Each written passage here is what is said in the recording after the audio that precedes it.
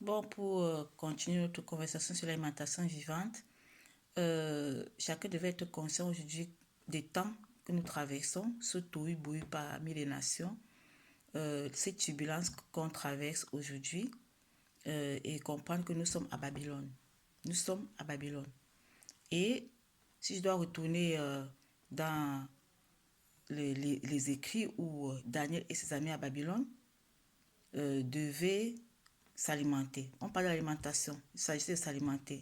Ils avaient un festin, mais Daniel et ses amis ont refusé de participer au festin que le roi avait préparé pour tout le monde. Ils ont exigé qu'on leur permette de prendre quelques légumes et quelques fruits. Et voilà.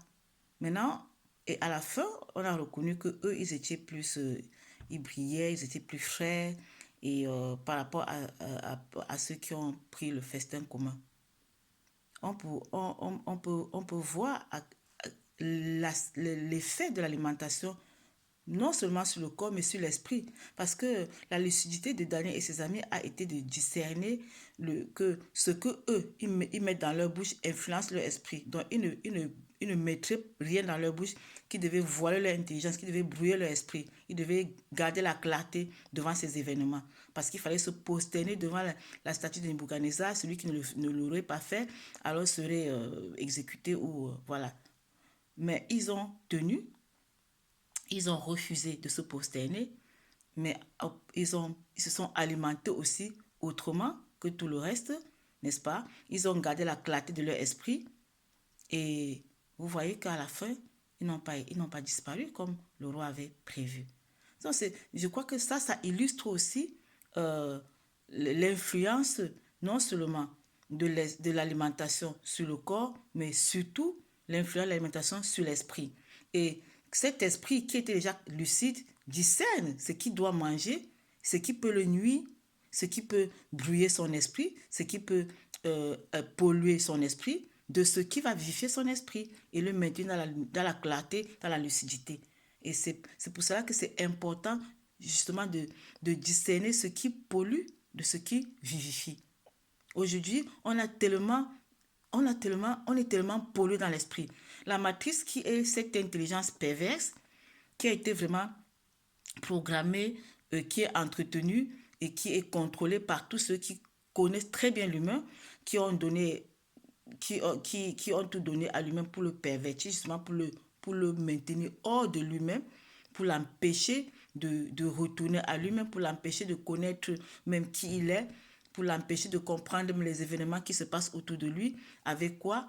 Les médias, les réseaux sociaux. Il y a tellement de réseaux sociaux sur lesquels les gens sont encore en train de s'amuser, en train de s'insulter, en train de danser, pendant qu'on est en train déjà d'obliger le monde à s'agenouiller devant la statue de Nebuchadnezzar. Mais on ne se rend même pas compte. Parce qu'on est distrait. Cette matrice a donné trop de distractions et ça a été fait exprès. Donc, pour s'alimenter, pour aller dans l'alimentation vivante, il faut aussi sortir des distractions. Il faut se sortir de ces réseaux sociaux, il faut éteindre vos télévisions, il faut arrêter de vous polluer l'esprit parce que tout est alimentation. Ce que vous regardez peut vous vivifier ou vous polluer. Ce que vous avalez, les breuvages mortels qu'on avale sur les réseaux sociaux, il faut se poser la question ce qu'on est en train de se faire.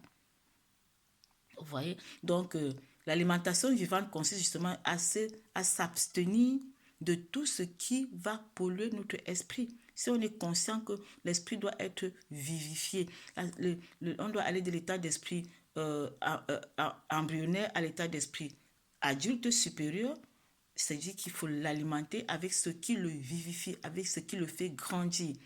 Si on doit encore utiliser tous les instruments que la fausse création a mis en place, ils ne les ont pas mis pour nous faire grandir, ils nous ont mis pour nous maintenir dans l'état embryonnaire.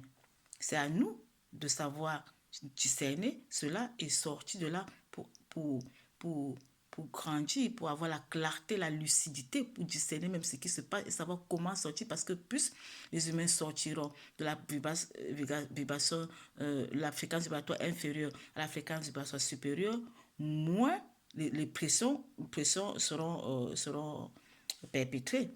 Parce qu'en fait, ce qu'on doit comprendre, c'est que ceux qui alimentent tout cela, qui animent tout cela, savent très bien que il y a des énergies qui maintiennent la basse vibration, l'énergie de la peur. L'énergie de la peur qui maintient vraiment dans la fréquence la plus basse. Et tant que les gens s'alimentent de ces génies-là à travers les médias où il y a une terreur médiatique tous les jours, ils ne vont pas pouvoir s'élever. C'est pour ça que c'est bien de sortir de là, fermer vos télévisions, aller en vous-même, aller dans la nature, respirer l'air frais, alimentez-vous de manière saine, renseignez-vous, éduquez-vous sur l'alimentation vivante et mangez ce qui va faire du bien à vos cellules et à votre esprit. Et quand vous allez vous élever, alors la force sera invincible.